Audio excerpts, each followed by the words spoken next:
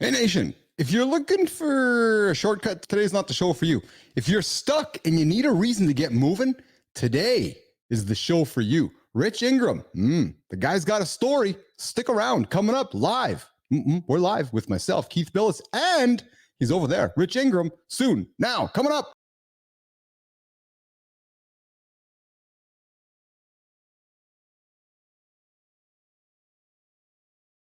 Hi, I'm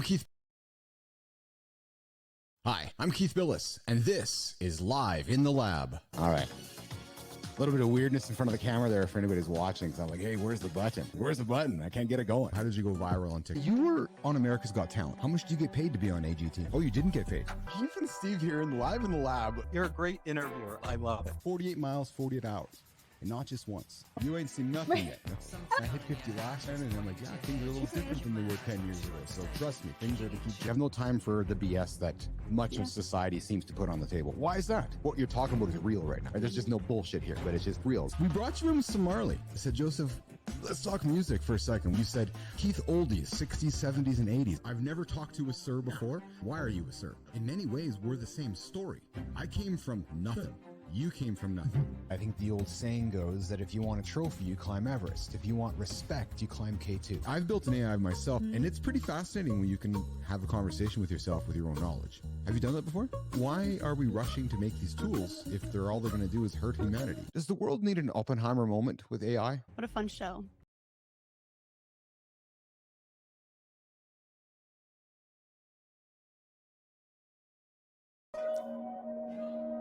What's going on, Nation? Hey, you got the uncle.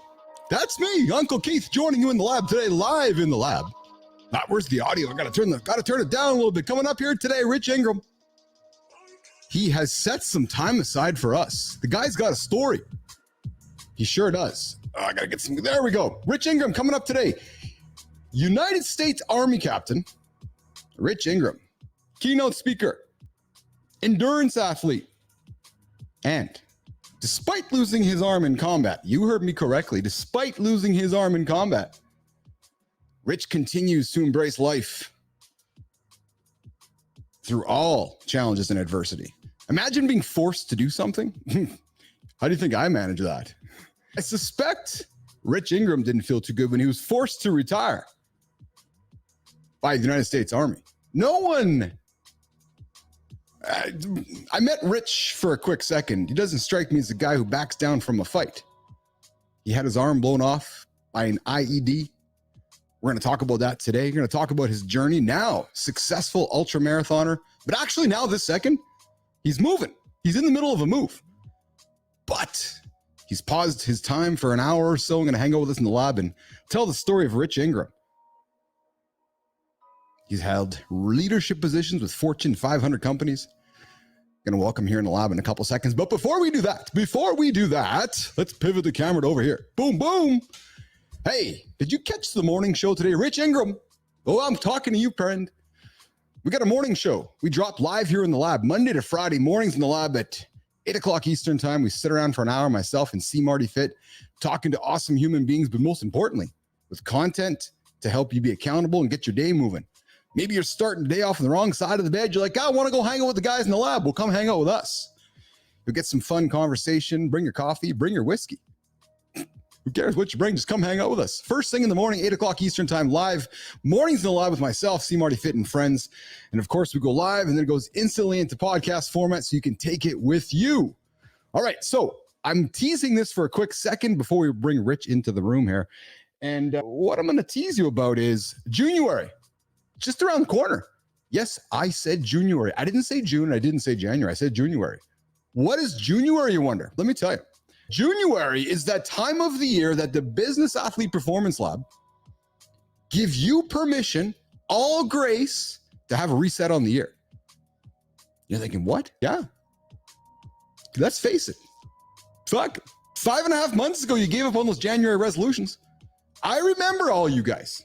I remember all you guys, all you girls, all you human beings in December going, oh, here's my New Year's resolution for 2024.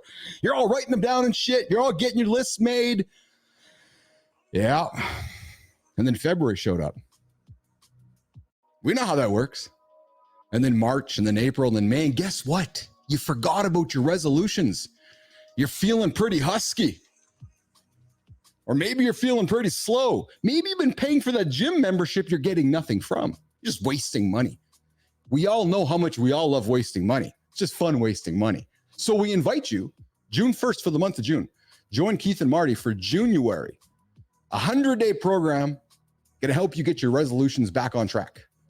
Stay tuned for details. Full permission just to recollect the year.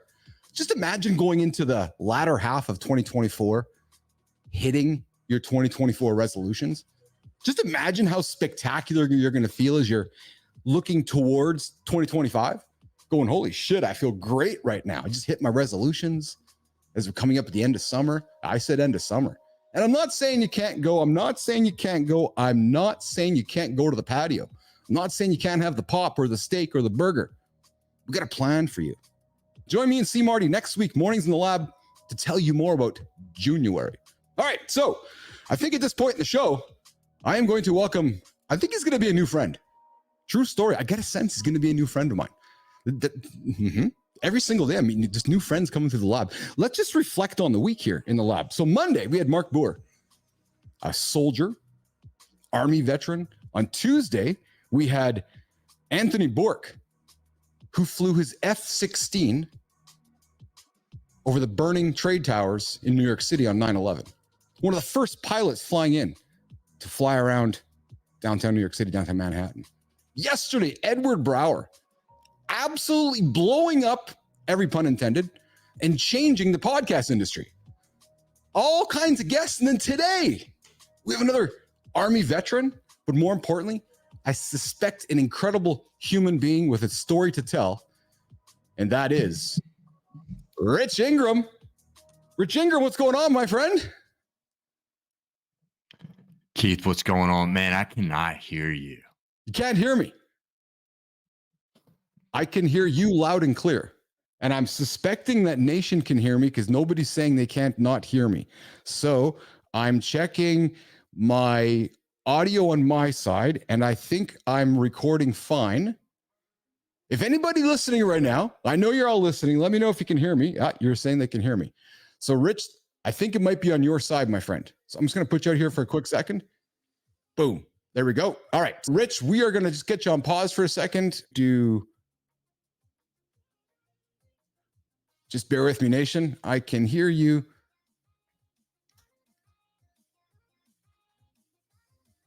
But you can't hear me. All right. Anyway, so Rich Ingram coming up here in the lab in a couple moments. This is why we go live, so we can figure stuff out. And Rich says, I haven't heard anything you've said. So here's what we're going to do. We're going to put the show on a quick pause, and we're going to do this. Let's just do this.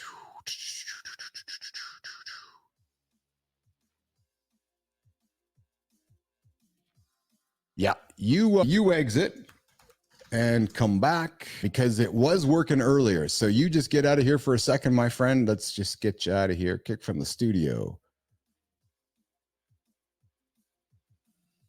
Boom. Let's get him out of here. All right, there goes Rich. He's coming back in a moment. So Rich Ingram, let me tell you a story, Rich Ingram. He is, hold on a second here. I'm getting some action here.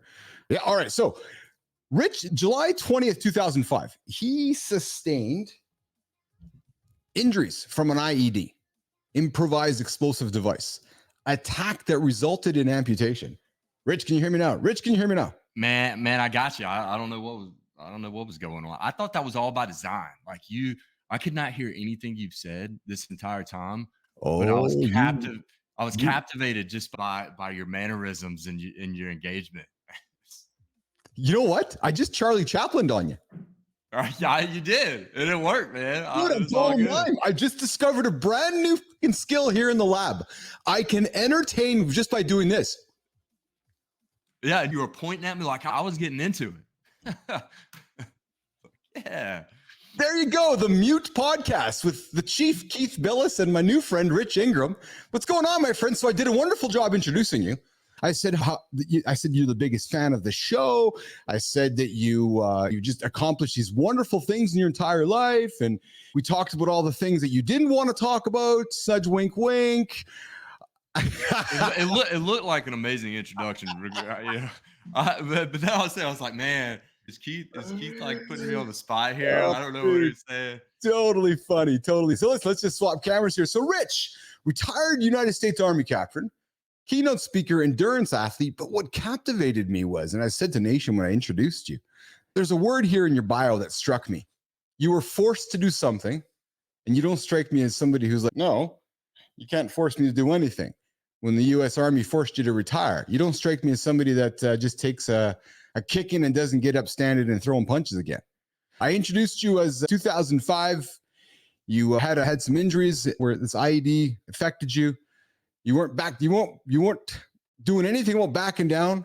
You've had leadership positions in Fortune 500 companies, and I said you're an all-around pretty nice dude, I think. And I was excited to have you in the lab today. So, how did I do in introducing you? You didn't even hear what I had to say, but it was amazing. And I said that you gave us some time because you're moving right now. From where to where are you moving from?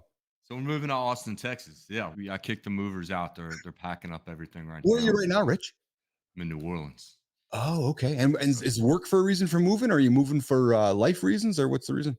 It's just conducive for everything. Life reasons mostly, but work. Being an athlete, we are at negative elevation here, doing 100-miler in the mountains of Colorado in August. So that can be difficult. But you know what? It's going to be great for the kids, great for my wife, and something she's a new business she's setting up out there. Oh, so cool. Austin's a great place. This is you know what strikes me though, Rich, is I've said this to a number of guests through the lab. So I'm here in Canada, and all my American friends. I can tell by your accent. Thank you. Yes, all my American friends, y'all just pick up and move.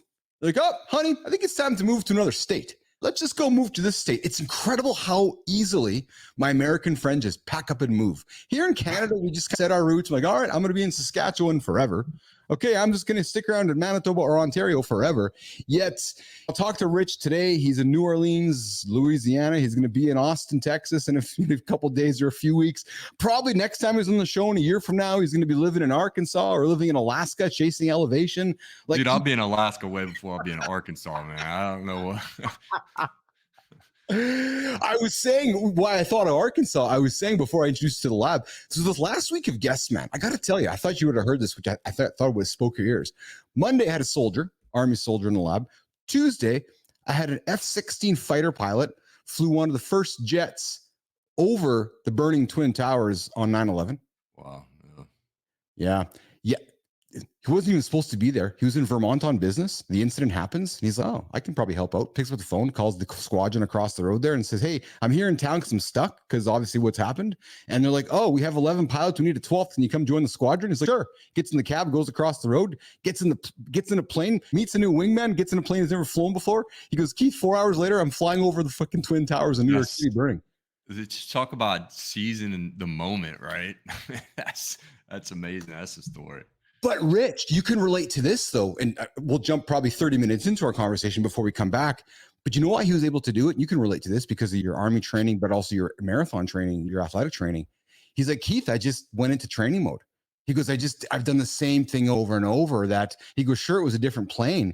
He says, but I was so used to the repetition of doing something that when I had to spring into action, Rich Ingram, he goes, it was just repetition for me. You can probably relate to that, can't you? Yeah, absolutely. That's what it's all about. Yeah, staying prepared, right? Well, in the military, we call them battle drills, right? So, I mean, yes. That's how when all of these other things are running through your mind, you just innately move in a certain direction with the guy next to you because yeah. But that's how we should be doing, and even if you haven't been in the military, in our regular lives. I call it resiliently posturing. It's a battle drill to get there, to lift your emotional threshold, to be postured, just like a baseball player always takes 2 steps forward. Yeah. At the pitch, I'm ready for this. So, yes, it's all relative.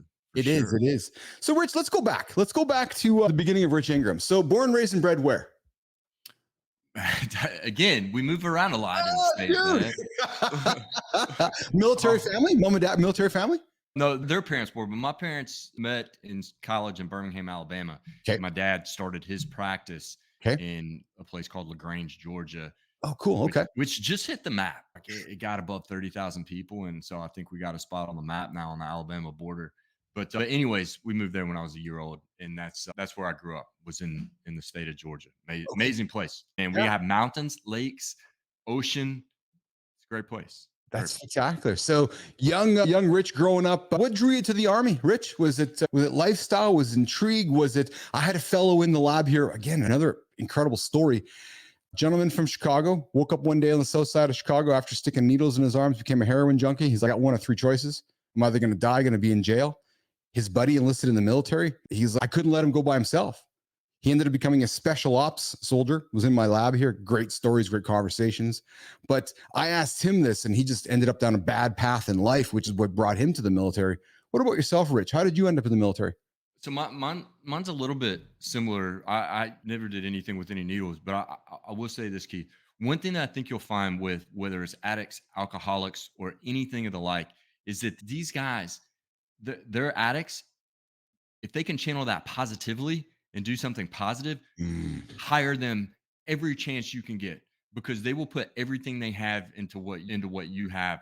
And that's what I've found, because they want to maintain that emotional threshold that they have, and by doing something positive, that's how they stay away from going back down into the dark path. So nonetheless, I won't digress down that any longer, but my path was, I was raised in an affluent home, right? Like my parents mm, actually met a medical school, and my mom ended up being a science teacher.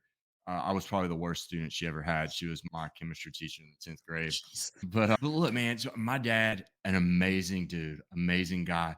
But I didn't see that growing up. He was gone when I woke up in the morning, gone when I went to bed at night.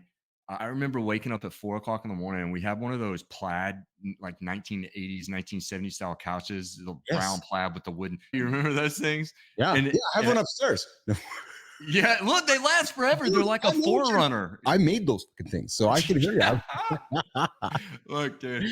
And but I would sit on the couch and watch TV and wait for him to get out of the shower. And the only thing on at that time was like the evangelical preacher asking Yeah. for your money or whatever. Yes. And so, anyways, that's one of my memories I had. But as I started to get older, I noticed that my dad wasn't like any of the other fathers. All the other fathers, they had these 9 to 5 jobs.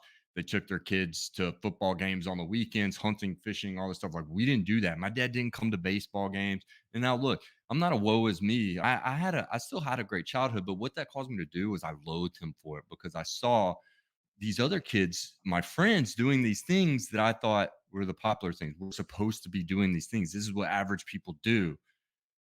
And I began what I call chasing air. And what that means is you're chasing something that doesn't exist. It's all in your head. You're chasing something you think is going to make you popular, right? And in reality, nobody gives a shit, right? That's why Audi has an A3 and an A5 and an A7. Oh, I'm going to go get the A8i or whatever. Like nobody gives a fuck what you drive, dude. Like they really don't at the end of the day. I didn't have access to all this other shit. So I started drinking and fighting. I was a party animal. And I thought that would put me on this pedestal. Now I love sports, I love science, and I loved all these things. But I didn't see those as things that it was a lot of work basically Yeah. to Yeah. get to the top at that. So I Yes. was chasing air, chasing average, right? Like I saw what average people were doing. And so I started getting in a lot of trouble. Dude, and my parents orchestrated this, but I got arrested multiple times for look, I wasn't morally a bad kid. And I would tell you if I was, but I was underage drinking, Yeah. disorderly conduct, that kind of shit. And I Yeah. ended up in a youth detention center. Yeah. Cops came and got me my 12th grade year and pulled me out of the hallway and handcuffed me. And I went to fucking prison for 3 months. And that was one of the defining moments. Somehow, look, in the state of Georgia is really easy. They have the Hope scholarships, really easy to get an academic scholarship.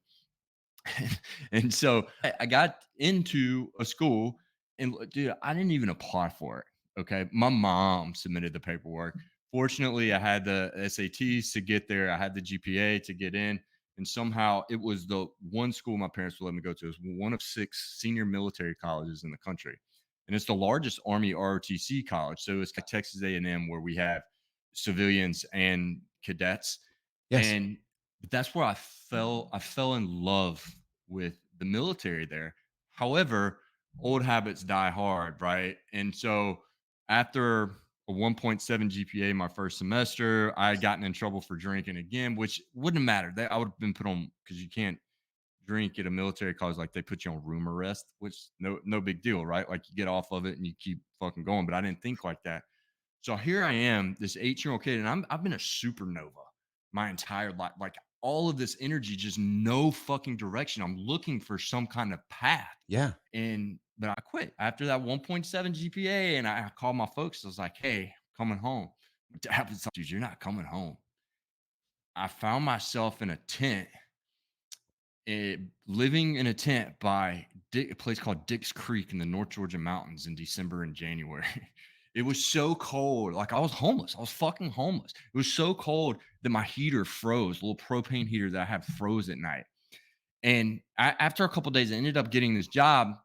I don't even remember what I was doing, something with vinyl siding, working 6 a.m. to 6 p.m., 6 days a week, making $22,000. Now, look, this was 2000, what was it, 2001, 2002? This point, $22,000 was still nothing back then. Yeah. Yes. And so after a couple weeks, I was like, man, fuck this.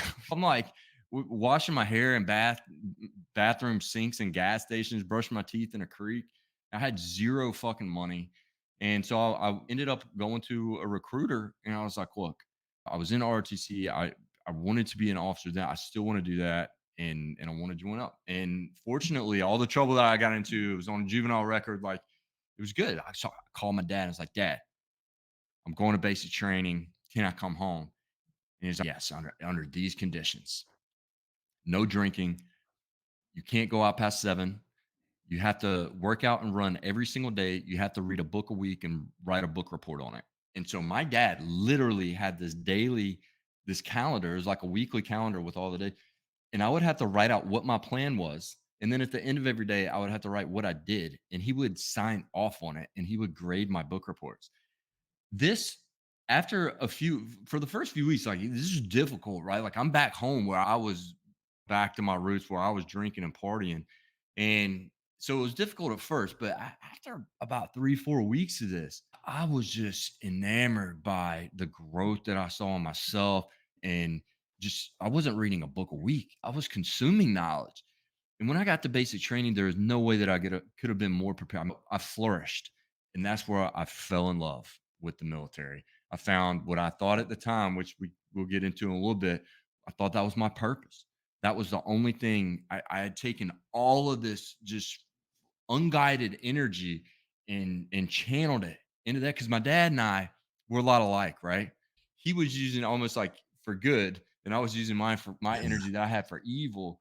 And now today, he's one of my heroes. What he taught me is that to be successful, you have to be an outlier. If you think that you're going to reach it to the top by getting fucking lucky, yeah, okay, go for it, guy. Keep playing the lottery and wasting your fucking money. But what it all comes down to is hard fucking work and doing the things that other people don't want to do. Yeah, give up that beach trip. If something comes up, you might not be able to take your family on. Give up going to that fucking concert. It may not be the best thing for you. You might have to double down on some things to get where you want to be, but you have to become an outlier. And that's what he taught me. And I can never repay him. I got to tell you, you might see me having a little bit of emotion here, because I'm struck by the love that your father gave you. It was tough love. Dude, Tough there's love, people listening right now that can relate to you. I know I've shared some of my stories growing up, and I love my dad to pieces, but listen, there's generations exist for a reason, Rich. And I've learned in this lab to show my emotion on my sleeve and just let it roll. But when you said something, and I wanted just to let you go with it, you said moments ago, I called Dad, and Dad said, you can't come home. Rich, you can't come home, man. Like, what? That's my home. That's my parents. And your parents were set up. You clearly probably had a life that was probably quite good. And they're like, no, you can't come home. You had to figure it out yourself. You fucking were homeless. And then when you came home, he set what I love, and I'm going to call him, he set boundaries for you. He created boundaries for you. He taught you those boundaries. That to me that's the ultimate in love, isn't it, Rich?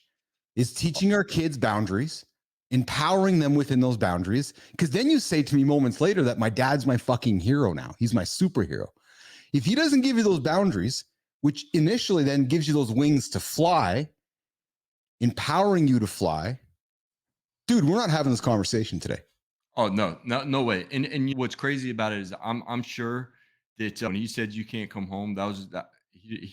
What father wants to say that to a Oh, child? how And does you get off the phone with your mom and say, I just told Rich? Do you have siblings, Rich? oh, she was on board. I have an older sister. My older sister's been amazing, dude. All the trouble I got into. I know mom would have Oh, been on board, but my point is they hang up the phone and you can't tell me. I guarantee you, if there wasn't tears, I'm not sure how your family emotes, but there was emotion there, knowing that they were doing the right thing, as tough as it was.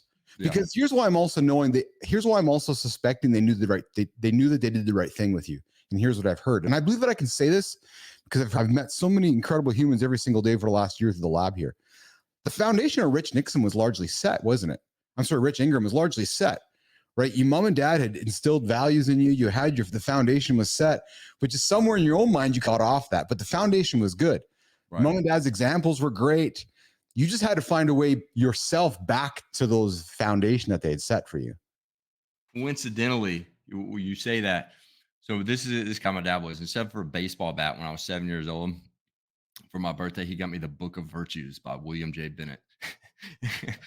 But I mean, that's how my parents were. And you're exactly right. And now look, again, I had been doing these things for years. We're never out of the woods. It is a work in progress. That old adage, we have never arrived. You have never arrived. So if you can't get used to the work in progress in the process, man, you're set out for a lot of fucking letdown. But yeah, it was. So let's continue. Let's continue, Rich. So you end up enlisting for basic training.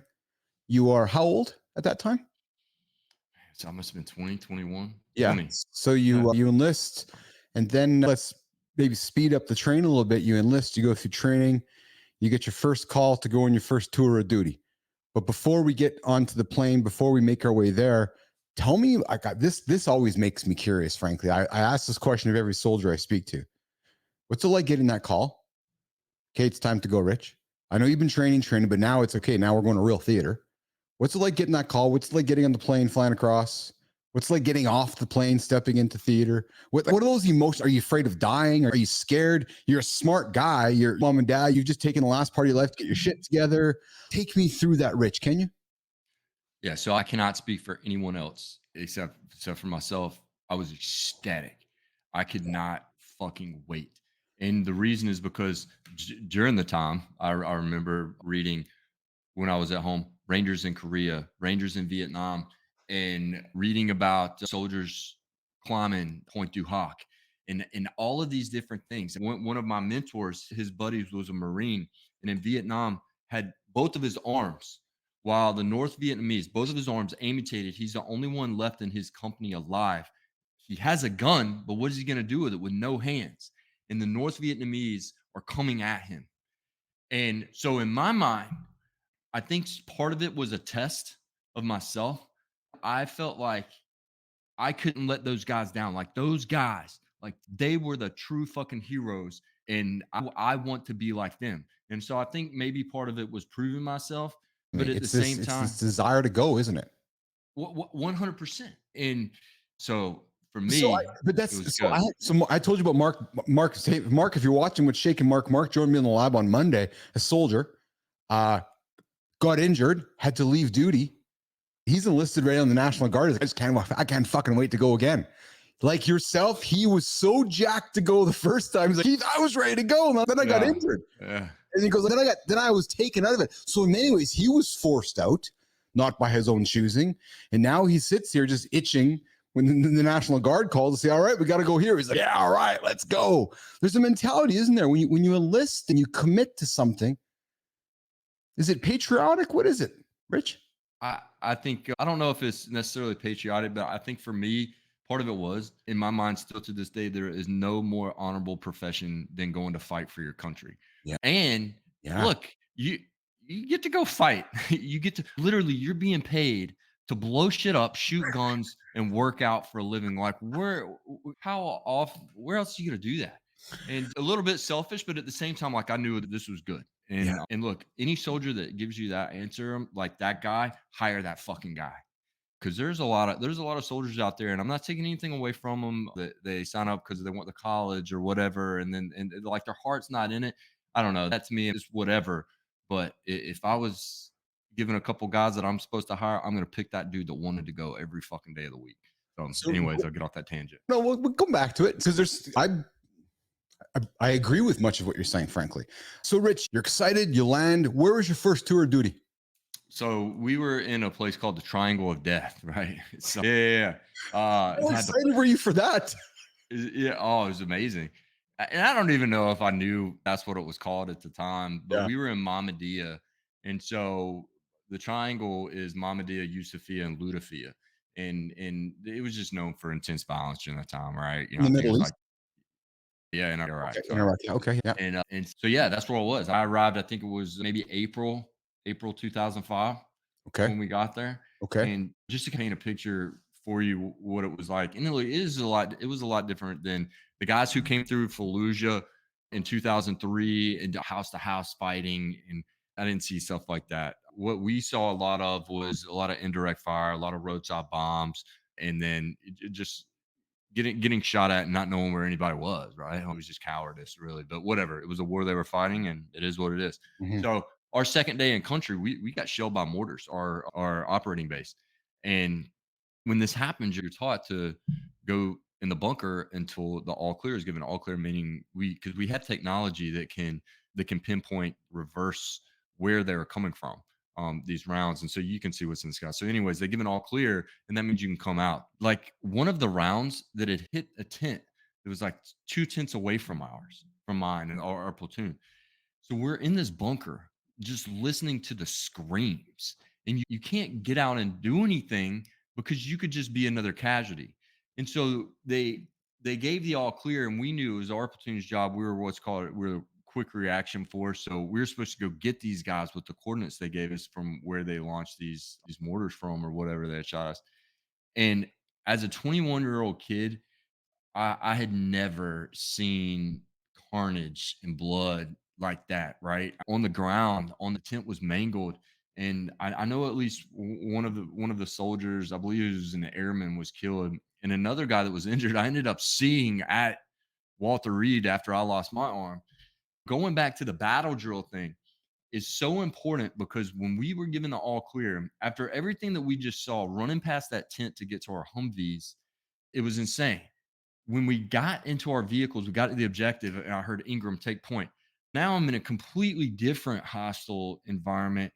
Okay, we're walking in an open field. Am I going to step on a mine? Are we going to get more indirect fire? Are we going to get direct fire engagement? You have no idea what's about to happen. But everybody, through everything that's going through minds, everything that they just saw, fell into place beautifully. It was like an orchestra and like a symphony. And we ended up capturing these guys. We spotted these guys and our front guys because you're in this battle drill called react to contact, right? Where you're just walking until something pops up. But then it turns into, okay, we call it battle drill 1 alpha. It turns into an attack. And so my platoon or my squad laid down a support position. And then the guys behind us came across and we enveloped these dudes. Everything 18, 19, 20-year-old kids that were going through their mind, that was executed flawlessly because we had trained flawlessly. We had trained not until we got it right, but until we couldn't get it wrong. So it didn't matter what was going on in our heads at the time. It was just innate. We knew how to move. And that was like, hi, welcome to Iraq. But it really set the stage. I don't think there's any other way that I would want to have been welcomed because it gave us the confidence that we needed to really do what we had to do for the future of that deployment. So, Rich, when you get there, you just get down to work. You're not checking. I'm gonna jest for a little bit second here, but we're not going to a hotel, putting our luggage away, hanging out, and okay, I'll meet you all in the lobby at 6 o'clock. Yeah. No, we're get in the Humvee. We're going to work. Like, really? Yeah, that was it. That was it. It was. Yeah, I know as crazy as it sounds, it was fun. I believe you. No, it doesn't sound Yeah. crazy to me actually, because I've talked to enough fellows like yourself here in the lab that I've learned now. The respect and admiration I have for you guys, and I get why it's fun. I get why you signed up. I understand why. And now I've always wondered why there isn't fear. I've spoken to 6 guys now that come to the lab. Now, one guy said he was scared. Every single guy was like, I was excited and ready to go. I don't And know. I was scared, Keith. I can't say I wasn't scared, but I think I had a phenomenal squad leader, I wonder, Joe. sorry to interrupt you, Rich, but Yeah, go ahead. I wonder if you're scared. I wonder if you weren't scared then, but when you reflect upon it now, as a more mature human who has had time to reflect upon your experiences, you have children. I wonder if it's almost like phantom fear, where you're projecting on how you think you were feeling. I sincerely believe you weren't scared, and I'm not trying to disagree with you, but I sincerely believe you were ready to rock and roll and you were rolling. You didn't have time to be scared because you were so well trained. Am I wrong? No, you're not wrong. Not at all. I think before I would go out on every mission, I always had an mentality, fuck it. You have to do this. What are you gonna say? You can't give up whatever you're doing. Like everybody's counting on you. So to Yes. me, it doesn't mean that you're not scared, but to me, fear is an emotion, Yes. right? And Yes. that's natural. Yes. But I guess more so, I didn't let it control. And look, I am not great at so anger is an emotion that I have to work on more than anything. But I Okay. think I have gotten pretty good at working on anxiety and fear and not letting that control me. So that's what, I think the difference is what are you going to let, because it's a good thing, right? Fear is a good thing. Yes. That's why I didn't just start skipping through a field without a weapon. And but anyways, I think that's more along the lines of what it is that okay, this is how I'm feeling. I got that in check. Yeah. Yeah. Yeah. One, two, Yeah. three. All right, now let's fucking do this. So let's continue the journey. You're there day one. Day one is over with. I'm suspecting it's this first tour though is when the accident happens. Am I correct? That's right. Yeah, it happened about 3 months, 2.5 months after we got there. So you're 2.5 months in, confidence galore because Oh you've been yeah, doing things over and over. The shoulders are out, chest is out. You're thinking, man, this is actually pretty good. Having some fun, hanging out with my buddies, shooting shit, blowing shit up. Things are yeah. great. Am I right? Oh, you're exactly right. Exactly right. And then there's this egotism, like there's all these wonderful emotions, right? The anger challenges you're having with you can exploit them and have fun with them. Then, whether it's the morning or night, I'm not sure what time it was, you get onto the Humvee, I'm suspecting, and Humvee. Yeah. you're going for a ride. Take me on that ride. So yeah, so we were going somewhere in the triangle. I think it was between Yusufia and Ludafia. I don't really recall, but it was a four vehicle patrol. I was the rear gunner. So this was before we didn't have the up armored, mine resistant, ambush protected vehicle. So half my body is exposed, minus a turret that goes probably about 250, 270 degrees around you, maybe. And so half your body's exposed. But look, man, I'm telling you, every time I was on that gun, like I was ready for a fight. I think that I did a really good job of focusing on what I had to do. And again, because it goes back to I can't let my team down. Like Of they're, course. they're Yes. counting on me. So I was the rear gunner. So that meant I had the six. I have my left and right limits. Like I'm not letting any motherfucker come in here. Like I own this. And I was just a spec for it. But I had that little piece of the pie and I owned it.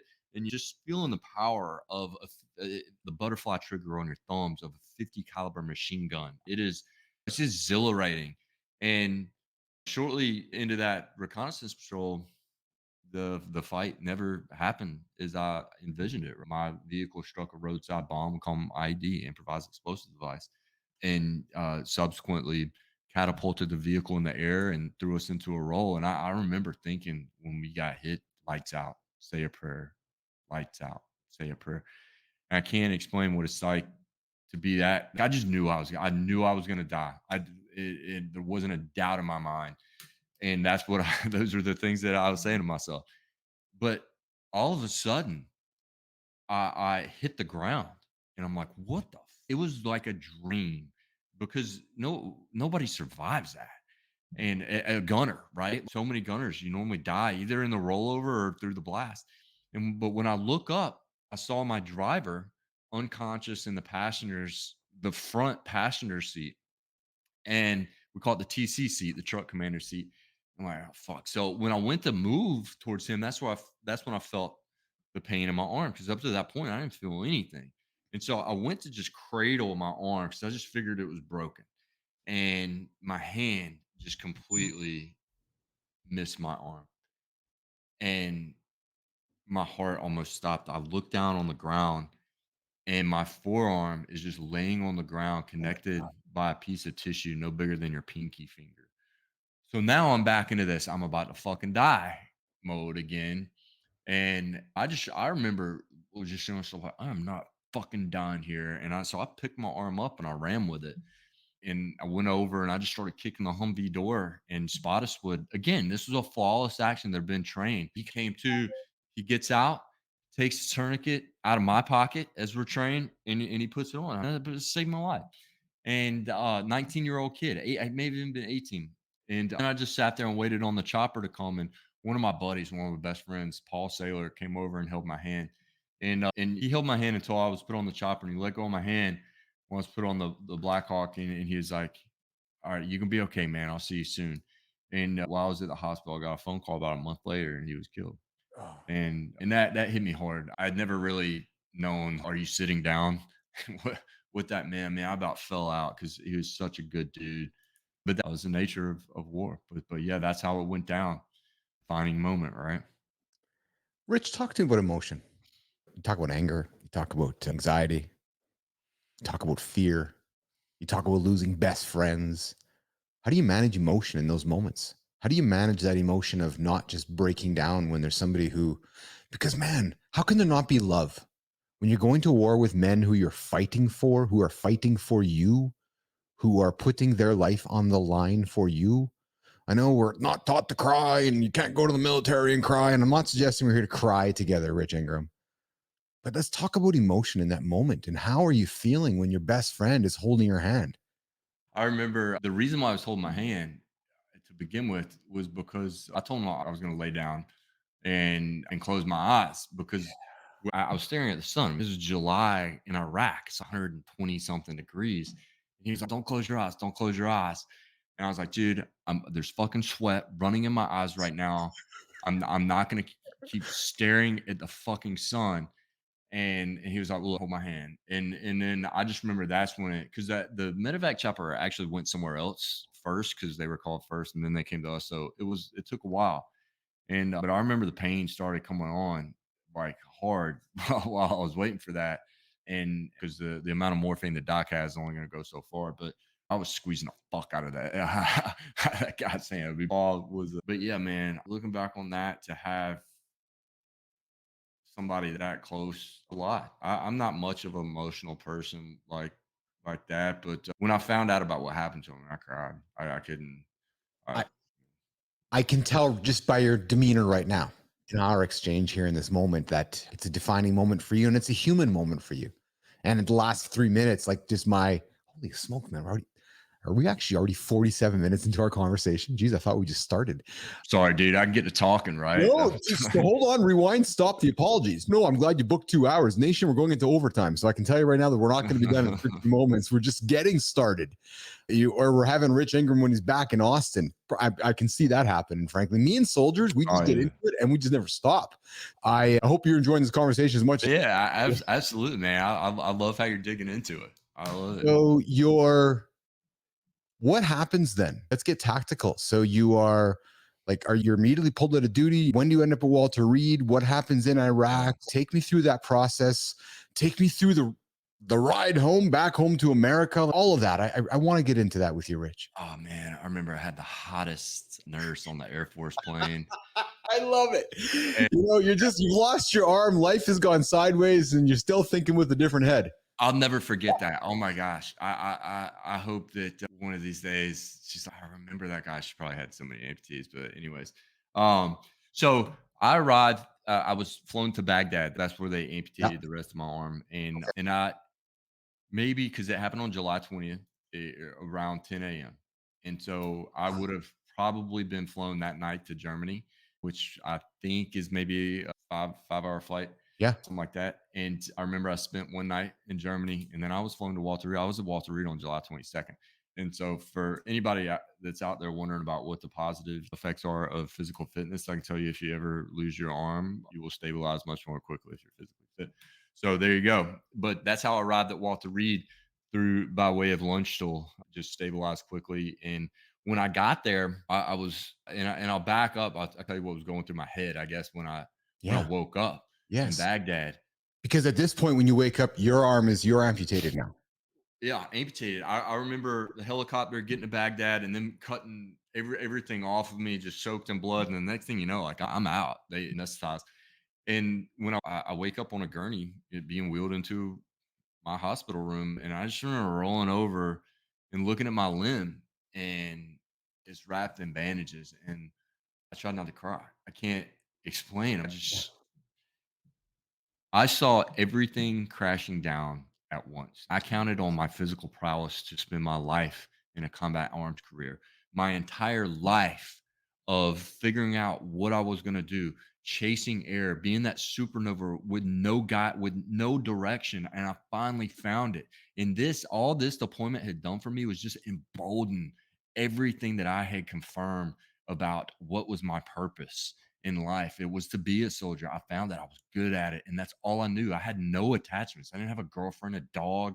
I didn't even have a place to live, right? Like that was me. The army was me. So when I see my arm, it's just like another homeless veteran on the street corner asking for your money. Everything that I worked my life from, all that I came from being homeless, from being in a youth detention center, all this shit. I finally got some kind of direction, and now I'm back at square one. What the fuck am I gonna do now? And I will tell you that for me, I had a great support network. When I was taken to Walter Reed, when I arrived at my hospital room, my mom was there and she had my fly fishing rod with me, of all things, to bring a one arm person. But it was her way of saying life doesn't have to change for you. No, I didn't. I was just gonna say to you that was your mom's way of saying that. Come on, Rich, life's not over, man. We're going fishing. It's 100%. somewhat crude, right? It's like, what are you teasing the one-armed guy with the fishing rod or the baseball bat or the hockey stick? No, it's actually the opposite. It's saying, son, you can still do this. Don't give up. That's what she's saying to you. Absolutely. Absolutely. And again, like my dad hitting the grand slam with Yeah. the direction he provided, my mom having this little thing. And so initially, I didn't know what I was going to do with this thing. But a couple days later, my cousin shows up and he was like, "Hey, man, let's take this thing out to the front lawn of the hospital and let's just see what we can do."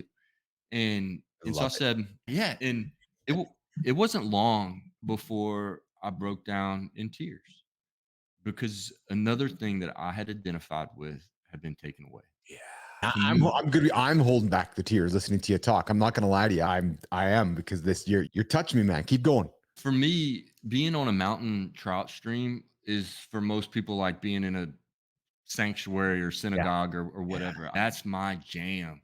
And it was a lot of who I was. And again, to even today. But nonetheless, Lawrence came over to me, my cousin, and he's like, "We're gonna keep at this." And so I just channeled all the anger, all the frustration that I was feeling.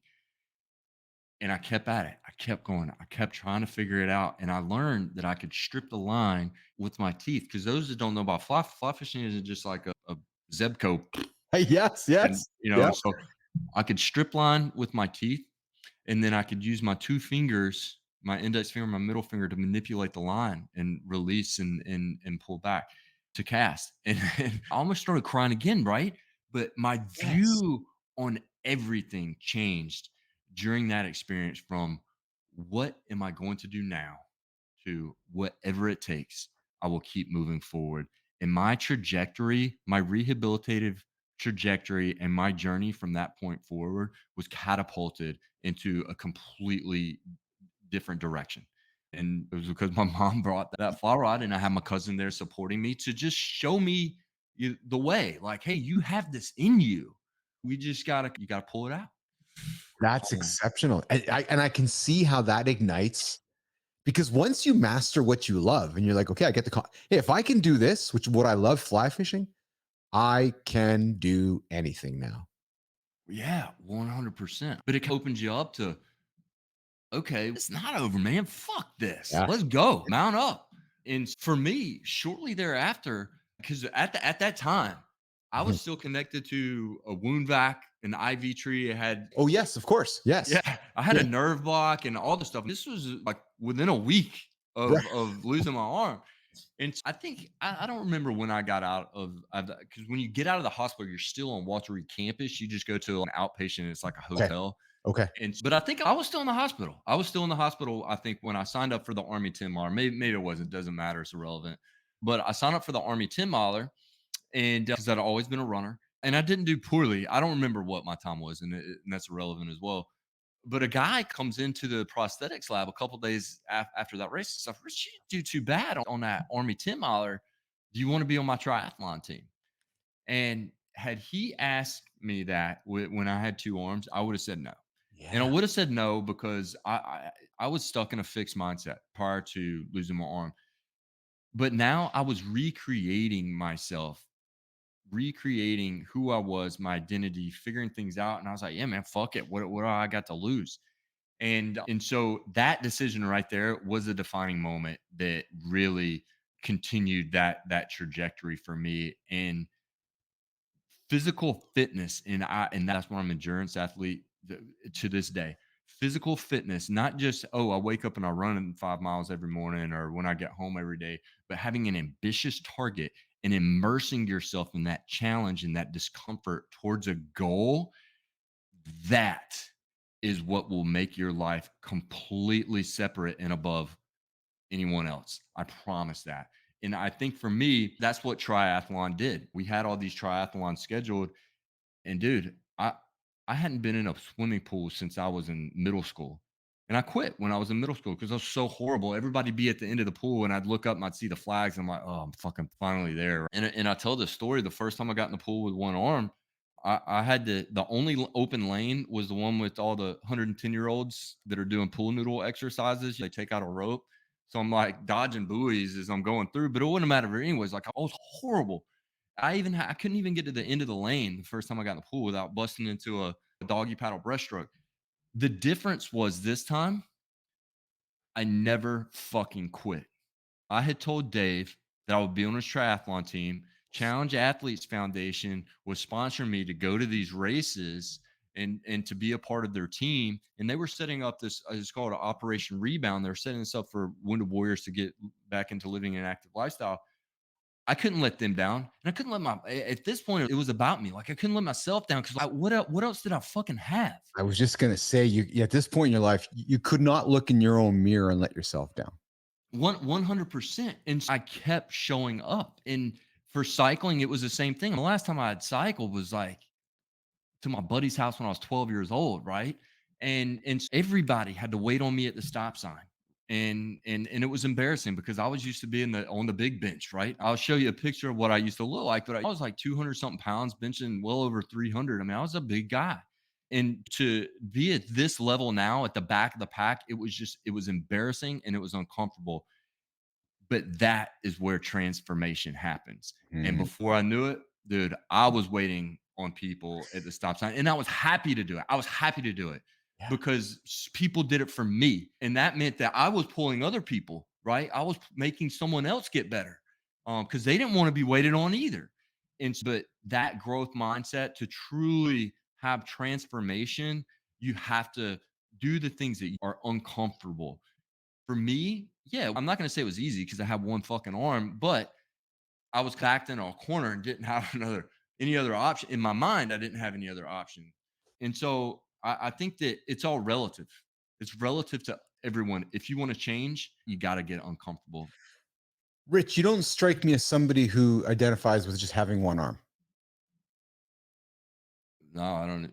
No, I don't know. I'm speechless at that, anyways. No, What do and what you? I don't mean to make you feel uncomfortable. What you strike me as, it's who Rich Ingram is, and it's just part of your journey and your story. Where some might look at it as an excuse or as a reason or help defining them, I don't suspect.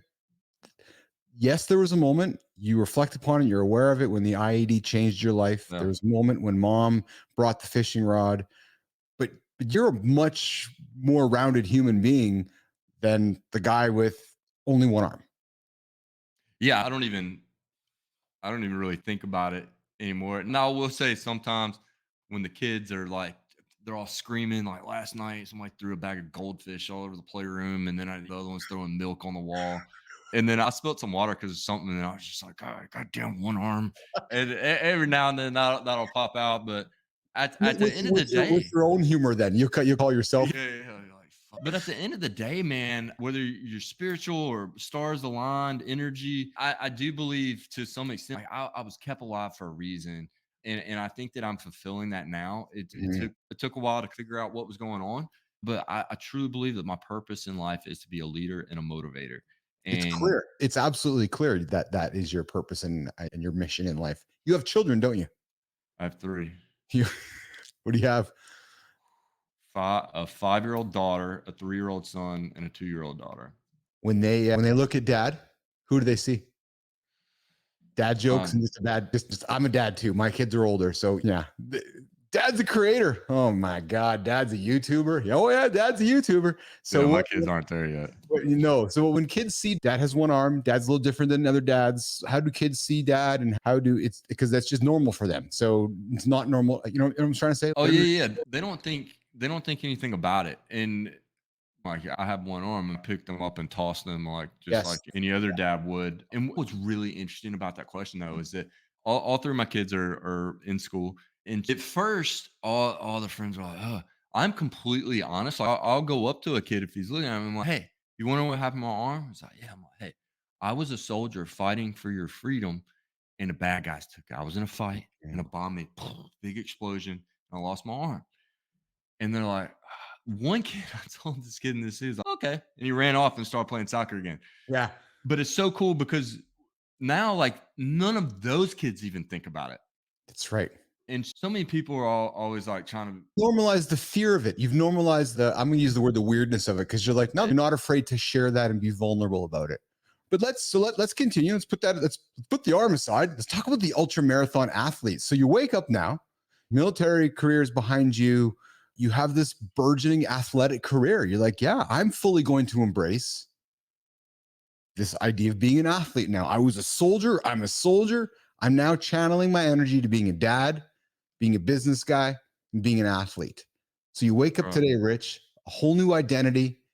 You're a dad. You got 3 kids who I'm sure that you now consider boundaries for your kids, like your dad did with you later on in life. Talk about Rich Ingram's life today and the life of being an athlete, the life of business, and so forth. For me, the reason why I like to run as much as I do is, or anything for that matter. I don't care if I'm jumping on a bike or I'll run it into the fucking ground, is because I have to maintain my emotional stability and my emotional threshold because that's how I show up positively for my family and the people that I care about in my life. I know that if I am not chasing that ambitious target and enjoying the journey on that process to getting to that product, I could falter, right? I could end up on the couch in the fetal position, letting PTSD or anxiety or whatever it is take me. I don't have time for that shit. I have to be intentional with every part of my day, with everything that I do, because I have too much going on otherwise. And when several years ago, I guess it was maybe 4 years ago now, my daughter, she looked at the couch and she's like, Daddy, because I was back into kind of, and look, I've always had some level of fitness, but I was getting back into just, I wasn't where I needed to be. And she let me know that indirectly.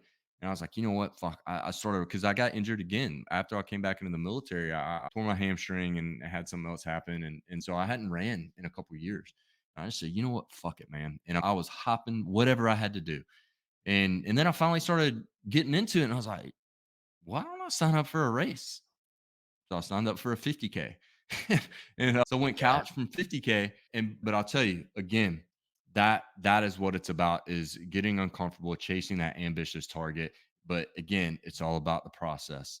The product is just the cherry on top. And as soon as that one, because I call it challenge immersion, and that's how we stay within that emotional threshold to resiliently posture, is we stay immersed in something. So we don't have time to let these other things bother us or whatever. We got to get on to the next task. We have to focus on what we have right now. And so that's why I am just so enamored with endurance sports. And It's I got to tell you, you may think I asked you to be on the show because you're being a veteran, because of the injury, because of your life, but it was actually the one word that you've used a few times in the last few minutes. It's endurance, because that's what I believe is what a business athlete is. And that's when I created the Business Athlete Performance Lab. Because being an entrepreneur or be a business person, you got to have endurance. And I'll give you a tip. If you're a business guy, go run a marathon, go climb a mountain, go and run a 50K, go and get on a bike and go do 50 kilometers or 50 miles. But business is actually endurance. And so when I saw you and you're like, hey, Keith, I'm this, but I'm all about endurance. I'm like, yep, I got to talk to Rich because Rich gets endurance. It's because it's all here, man. The body will do it. The body will fucking do it. You got to decide here that you're going to do it. And you know where that starts is with your purpose. Yes. I said that earlier. I thought soldiering was my purpose, and so to me, willpower is bullshit. Okay, I absolutely agree. There's no such thing as willpower. Yeah, if you want to call it willpower, it can be part of an executive function in the prefrontal cortex. Right? Sure. And every time that you're charging it, you're hitting that gas pedal. That gas tank's just getting depleted. What happens at the end of the day? You can either eat the avocado salad or go for the Lay's bag of potato chips after you've just been getting rejected all day on your sales calls. You're looking at your fucking pro forma and just found, yeah, there you go. I taped up peanut butter jar because I have problems with peanut butter. So it wasn't willpower. I was like, fuck it, I'm taping it shut. Yeah, you're going to change your environment. But change your environment and change your habit. It's exactly what I did. And the true motivator to anything is your purpose, not a surface purpose. And I've said this a million times. I'm not a runner. Running is not my purpose because I'm one jacked up knee away from not being a runner. And so that's how I derived at I am a leader and I am a motivator, because regardless of whether I go out and get hit by an 18-wheeler in an hour and I can no longer run or I can no longer use my legs, I'm going to fucking figure something out to continue to lead, continue to motivate people so I can show up positively for the people in my life.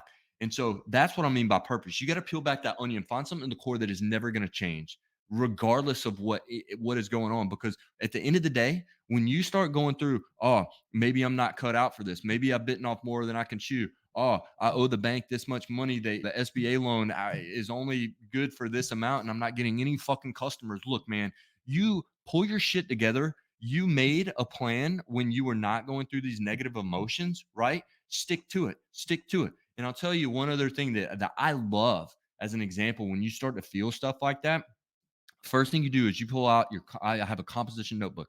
What am I feeling? Why am I feeling this way? What am I doing about it? This was my plan. I'm actually executing to the plan. Okay, so one, you either are on track, you're just going through an undulating period, or three, maybe I could add these things, but don't change your plan. Don't stop what you're doing until you're out of that so-called funk. Don't let your emotions drive your plan. Get back to another planning period.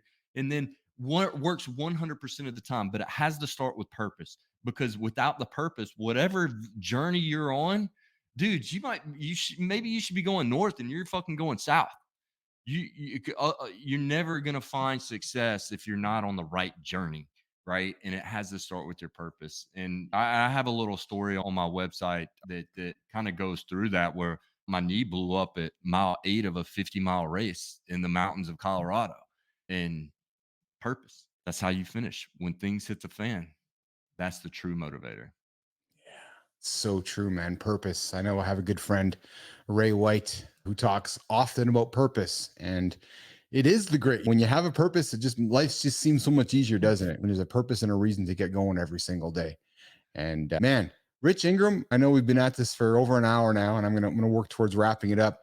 Are there any questions that I haven't asked you want to make sure Nation knows about on the business side of things? Where can people find you? Is there anything you want to plug or promote at this part of the show? Yeah, absolutely. So richingram.com is my website. I am a speaker. I'm always looking for gigs with that. But what I would really like to promote is I'm running the Leadville 100 in August in Colorado, and I am raising funds for an organization called Warriors and Quiet Waters. So if you go to my website, on each of the pages, you'll see a banner at the top, support me, and you click there and it'll take you to my fundraising page. This organization, just click on that and you'll see why you should donate. But this organization, bar none, is just one of the best veteran nonprofits that there is out there. So help me in supporting them to help our veterans. Excellent. I did the best I could at my quick little typing. So it's funny. I had a podcast guy on the show yesterday to give me some breaking news, and we quickly just typed it up and We That's had some fun awesome. with it. There we go. RichIngram.com, the Leadville 100 Warriors and Quiet Waters.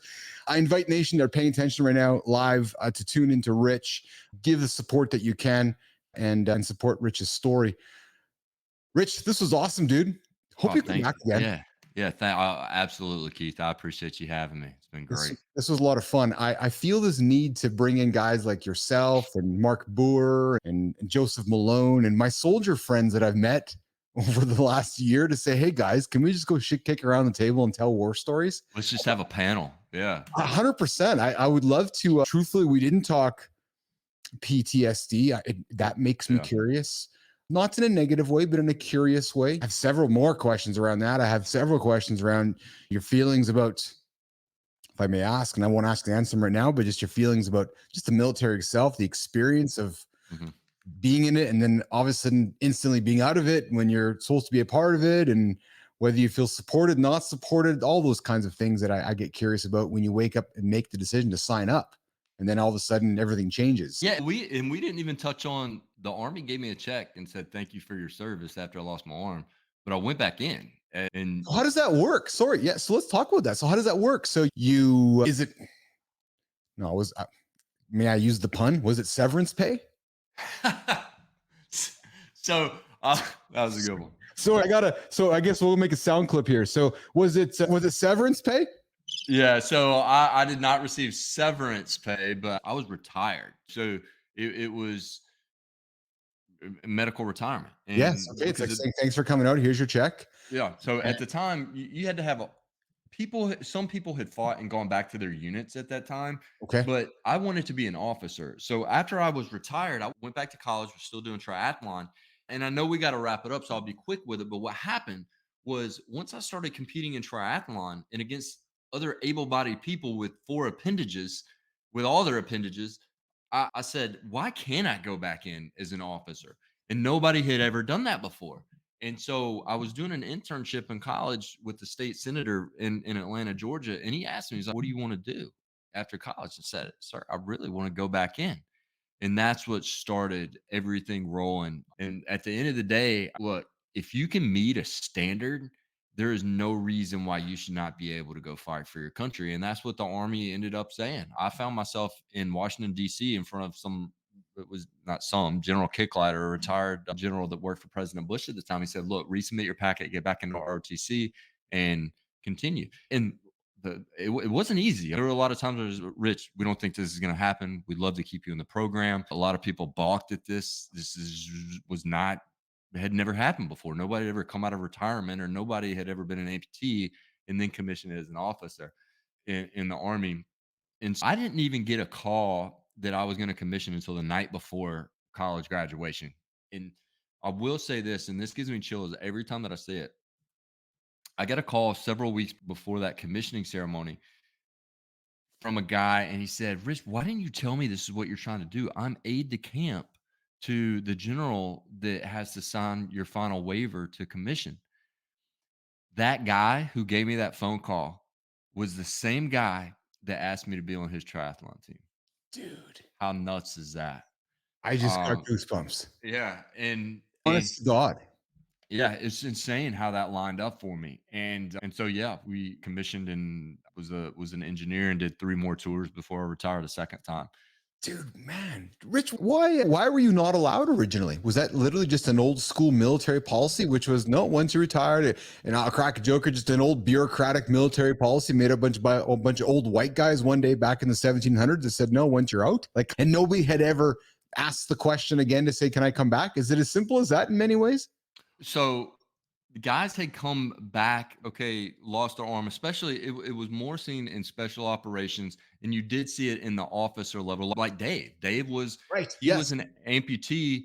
He lost his leg as an officer and then went back to his unit. So you had seen stuff like that, but you'd never seen the crossing over going from, I was enlisted and then I was becoming, so there was a whole new level of training that I had to go through. Mm. In order to do that training and to do the policy said you had to have all of your appendages. And so that's, I don't know. It is what it is, but we changed it. So I don't, So you to know, this day now, if somebody wants to re-enlist, the Rich Ingram rule comes into effect, and Keith gets to go back in the military. Yeah, pretty much. Look, at the end of the day, if you can meet a standard, that's Yes. it. And Yes. Exactly. that's what we ended up saying. And I'm not an advocate for someone that can't meet a standard. I don't care if you're man, woman, trans, or Yes. Yeah. amputee. If you can Yes. meet the standard, dude, I don't care what I'm color. with you. I am 1,000% there with you. Every human's welcome here. We got a standard, and off you go. Really, That's it. That's it. Go fight, man. Like 100%. Yeah, yeah. Rich Ingram, I'm really fond of you, man. I really enjoyed our chat today. Yeah. I always say this: once a guest of the lab, you're now a friend of the lab.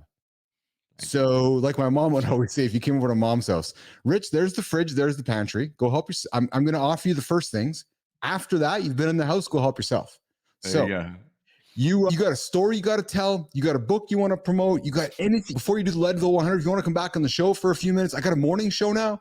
You pop on in for a few minutes, grab a coffee with me and see Marty Fit and tell some stories, just like old school radio morning show. So, that'd be awesome. Yeah. But dude, you come back anytime. Please come back anytime. Come back in the morning. Come do a drive by. Say, hey, I'm driving to Leadville for the tour this weekend.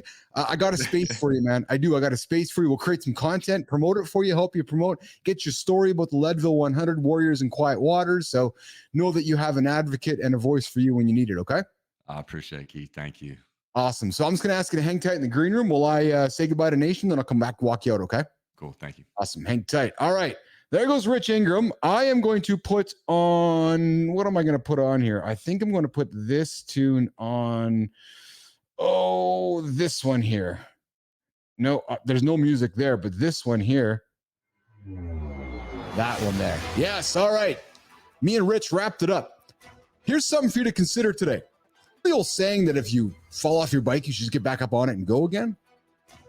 It's true. If there's no better metaphor, we heard it today with Rich Ingram. If you lose your arm, go pick up a fishing rod because you can fish again. Listen, if you're tuning in right now, or you came in late, or you're sitting back at the end of the show and you're stuck, you have no reason to get going. Today's show gives you every reason to get up and get going. And as Rich said, get off the couch and get running. That's how it works, Nation. What a great conversation. Wow, I'm grateful. I am so grateful that I get to do this every single day. All right, I'm going to get out of here. I'm going to go walk Rich out of the lab so we can get into his truck and move. I know he's ready to move over to Austin. We're going to roll. We'll see you guys in the morning tomorrow. We have a guest. Faraz is joining me and see Marty Fit tomorrow morning. Mornings in the lab, 8 o'clock Eastern time. We'll see you. We'll see you tomorrow, Nation.